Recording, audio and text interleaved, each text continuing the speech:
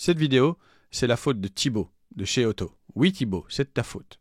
C'est toi qui, un jour, pendant une démonstration Bubble, incroyable, a utilisé un petit soft qui m'a intéressé pour mieux montrer le curseur de la souris et les différentes touches de clavier. Et moi qui fais quand même pas mal de présentations d'écran, évidemment, ça m'intéressait parce que j'avais essayé pas mal de ces outils dans le monde Windows et il n'y avait rien qui me convenait vraiment. Mais maintenant que je suis dans le monde Mac, je voulais réessayer tout ça. Et donc aujourd'hui, on essaye différentes petites applications pour mieux montrer sa souris, pour mieux montrer les touches du clavier, ou en tout cas pour faire de meilleures présentations à l'écran. Bonjour, je m'appelle Vince et bienvenue sur Creacity.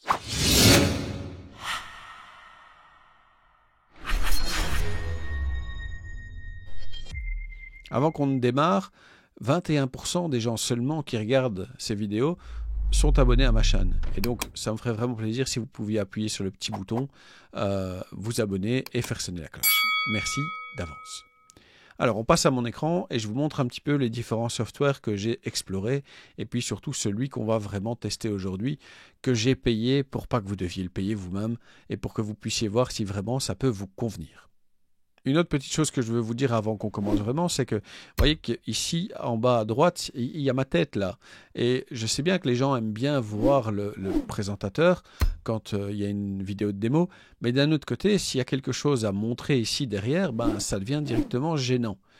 Et donc, moi, je cherchais aussi éventuellement une solution pour que quand ma souris passe dans cette zone ici, dans la zone ici en bas à droite, dans ce cas-ci, eh bien, ma petite tête disparaisse et qu'on voit à nouveau le contenu, histoire d'être vraiment pratico-pratique et de pouvoir montrer tout ce qui est à l'écran. Et donc ça aussi, ça faisait partie de ma petite liste de critères. Et donc avec ça, on commence avec Mouse Posé. Mouse Posé, à mon avis, c'est l'outil que Thibaut utilise, ou utilisait en tout cas à l'époque. Et donc on commence avec celui-ci. Et bon, voilà, ça a l'air pas mal du tout. Ça permet effectivement de bien voir où est le curseur. Ça permet de débrayer cette fonctionnalité avec un petit raccourci clavier. Donc ça, c'est très bien aussi. Ça permet de voir les touches de clavier qui sont utilisées pendant la frappe. Donc tout ça me paraissait plutôt pas mal. Ça ne m'étonne pas que Thibaut ait utilisé cet outil. Ça m'a l'air vraiment sympathique. Maintenant, le petit truc qui me dérangeait un peu là, dans l'histoire, c'est le prix. Bon, 12$, mais par an. Donc, je vous comprends bien le concept d'acheter un truc que tu dois payer tous les ans, mais admettons. Donc voilà, ça me semblait vraiment bien, mais j'ai continué mes recherches en me disant peut-être qu'il y aura autre chose qui sera pas mal non plus.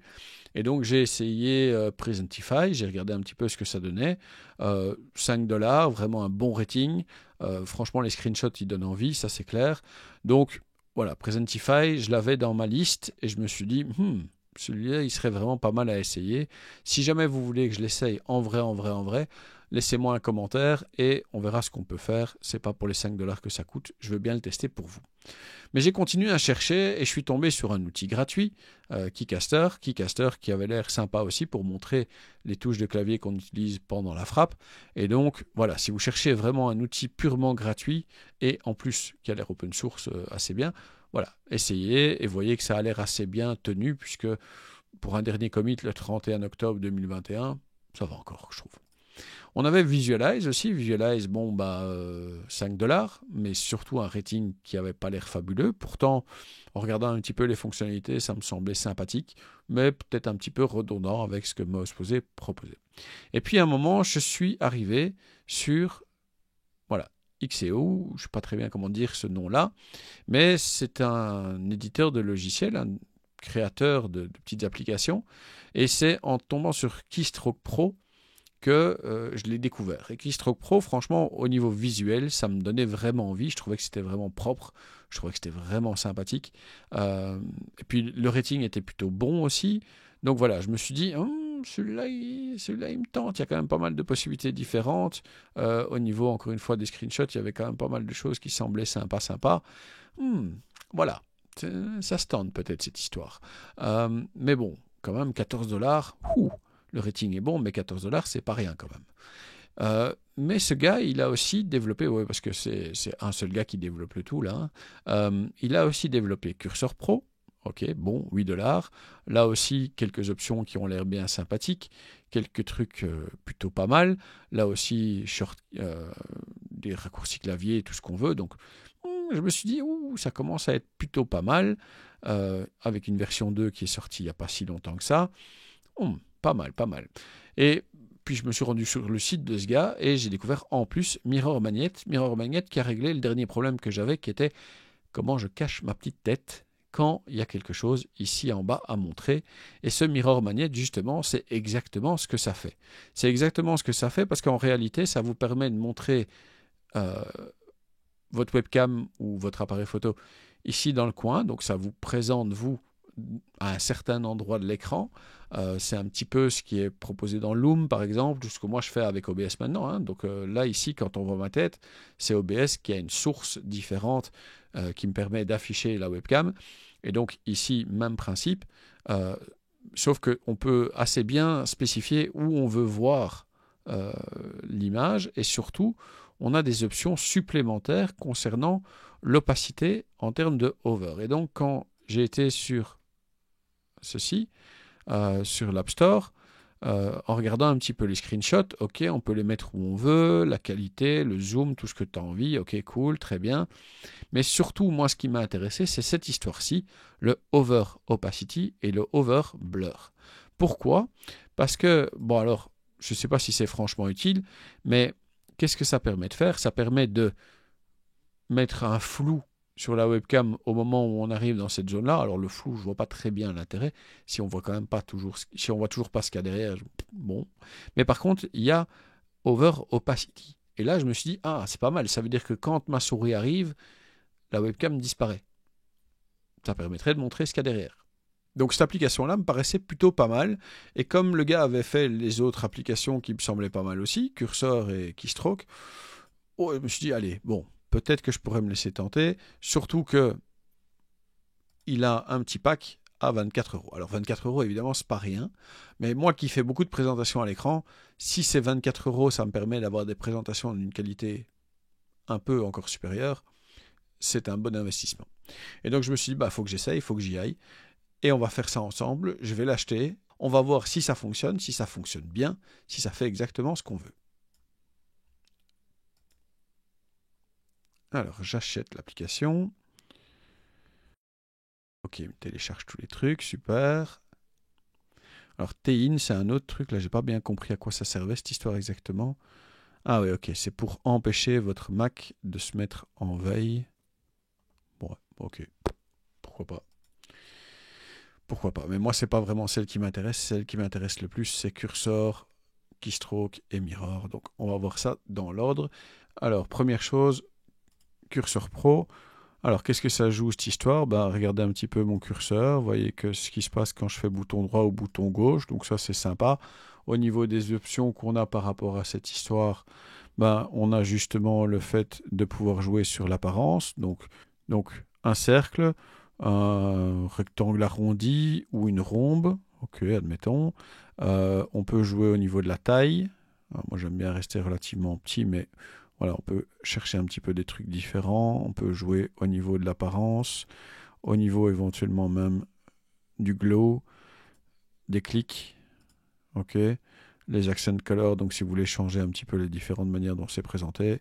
Et donc voilà, par exemple, ici, maintenant qu'on a fait ça, ok, voilà ce que ça peut donner. Effectivement, visuellement, c'est pas mal. Ce qu'on peut faire aussi avec Cursor Pro, c'est qu'on peut établir un magnifier, donc on peut établir une sorte de loupe qui se met en fonction. Ici, moi j'ai choisi la touche contrôle, et je dis par exemple, si je fais 3 fois et crisp, ben, quelque part, voilà, je peux jouer sur ça aussi, quelque part ici maintenant, quand j'appuie sur la touche contrôle, ben voilà, il fait une loupe pour mieux montrer les différentes choses, pour mieux montrer les différentes parties. Et ça fonctionne aussi maintenant, admettons par exemple que je clique là-dessus. Voilà. Bon, donc ça c'est pas mal. Ça fonctionne. Alors, au niveau de keystrokes, alors je vais juste désactiver Cursor Pro pour l'instant. Au niveau de keystrokes, qu'est-ce que ça nous permet de faire cette histoire? Ben, ça nous permet de montrer un petit peu toutes les touches qu'on utilise sur le clavier. Donc, admettons ici que je fasse un commande C, commande V, donc ça fait un copier-coller. Je peux même faire après un commande Z pour pouvoir de faire ce que j'ai fait, hein, c'est le retour en arrière, c'est le undo. Voilà, donc keystrokes, ça fonctionne. Ce que ça permet de faire aussi, c'est de montrer tous les keystrokes ou seulement certaines.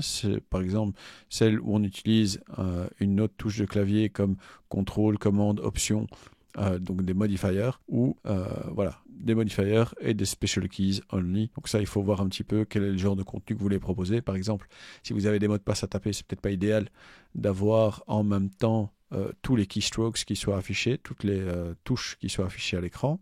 Au niveau de l'apparence, vous avez différents aspects. Bon, admettons, ok, cool. On peut les mettre avec différentes présentations, la manière dont ils arrivent, ok, cool. Voilà, donc vous pouvez jouer avec pas mal de trucs. Il y a aussi la vitesse, le temps que ça dure à l'écran.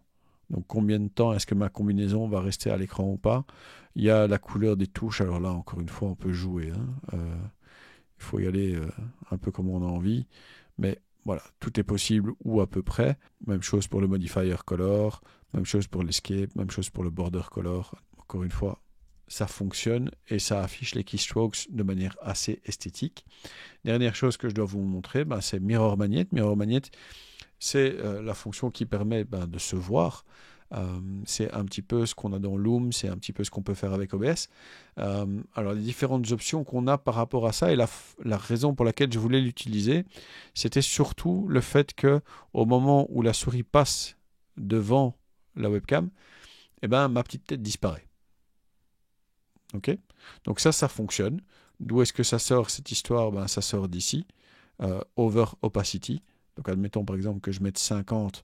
Quand je viens ici, on voit encore un peu ma tête, mais voilà, on voit quand même ce qu'il y a derrière. C'est pas inutile quand on veut montrer quelque chose à l'écran. Moi, je préfère mettre carrément à 0%, comme ça, hop, je ne cache rien. On peut mettre border, on peut jouer avec la bordure, on peut jouer avec éventuellement une ombre. Ok, tout ça c'est bien joli, c'est bien mignon. Avec la taille, ok, cool.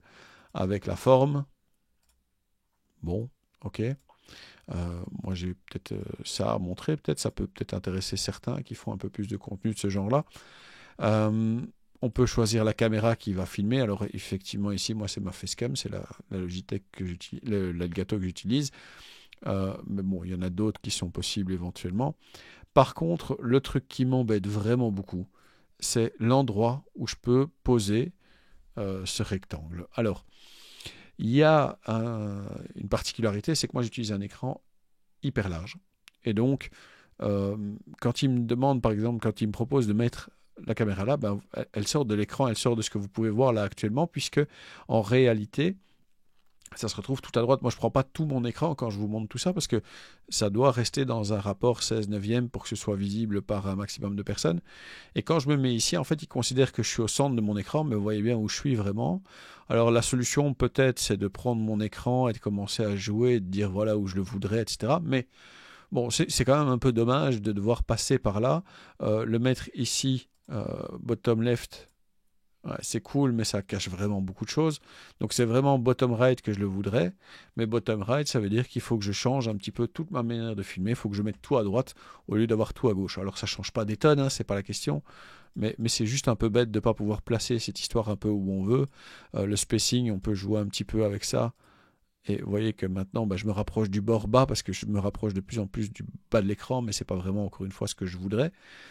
Donc ça, c'est la partie un petit peu dommage de cette application Mirror Magnet qui fonctionne exactement comme je le voudrais par ailleurs, mais c'est de ne pas pouvoir exactement choisir où on veut être mis à l'écran, entre guillemets. Ça, c'est quand même une occasion ratée, je trouve.